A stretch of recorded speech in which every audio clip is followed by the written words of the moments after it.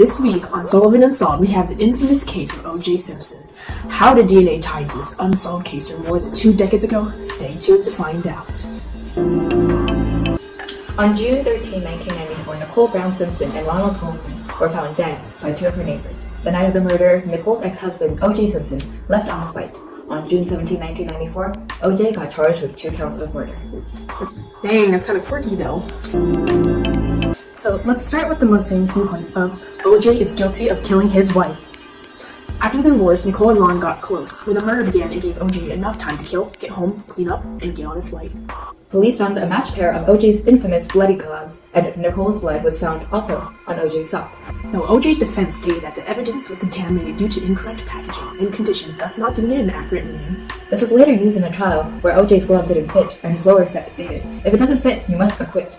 Actually, that's a pretty good saying. You think about it fits and must quit. Wow, some writing there, poetry. Many people believe that race and politics played a role. For instance, the detective Mark Furman said 40+ racial slurs to O.J. and found the glove. Well, this is just one case. How do we know if DNA profiling is even useful in trials like this? Well, actually, there are many cases that use DNA profiling, such as Arzia Chamberlain's case. In this case, baby Arzia of the Chamberlain family was taken by a dingo in August 1980 on a camping trip they were on. The parents found Arzia in a pool of blood, presuming that she was already dead. Later, blood evidence showed that her mother was the one who slit her daughter's own throat. The police got evidence through something called RFLP. Police collected blood from the glove, driveway, and sock for forensics to conclude that the blood indeed belonged to Goldman, Nicole, and O.J. I mean, the police collected blood from the...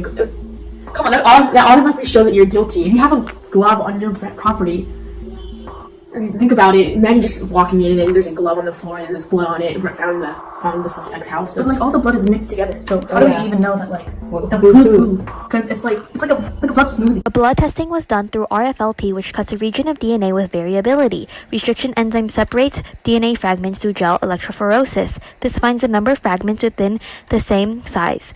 A restriction enzyme cuts DNA at restriction sites, which breaks the DNA sample up and gets digested by enzymes. The end products are separated according to its patterns and length. This helped identify O.J.'s, Nicole's, and Ron's blood.